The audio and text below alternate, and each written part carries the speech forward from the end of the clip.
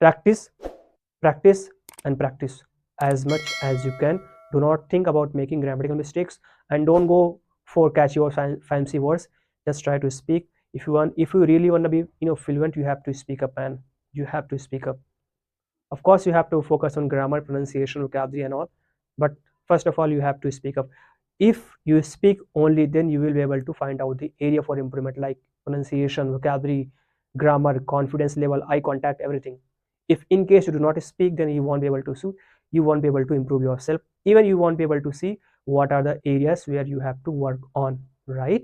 So point is, you have to speak up. Speak as much as you can, but at least I would say, yeah, it should not feel it burden for you.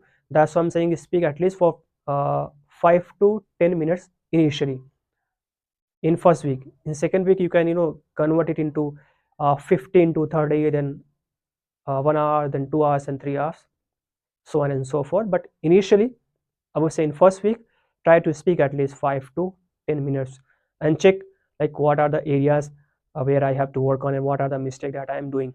If in case you are not, all right. So I hope I was able to teach you something new in today's video. And if you have any doubt or any query, any question, any help that you want to ask, please do let me know in the comment box.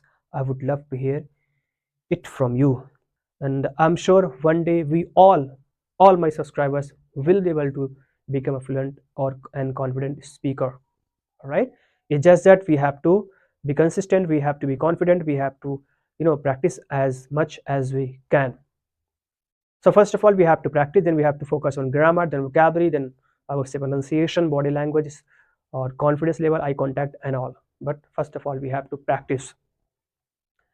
Okay, we just have to practice as much as we can. As I earlier mentioned, that practice, then you will be able to see the area for improvement. So practice, I would say, then we should focus on pronunciation, vocabulary, intonation, fluency, confidence level, eye contact, or body language, body posture. So these are the most important things if you compare to grammar and vocabulary.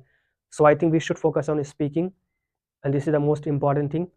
And if in case we are able to speak good English, then we can find out the area for improvement. It could be grammar, it could be body language, it could be eye contact, it could be anything. But first of all, we have to speak up. Only then we will be able to become a fluent or confident speaker. So I'm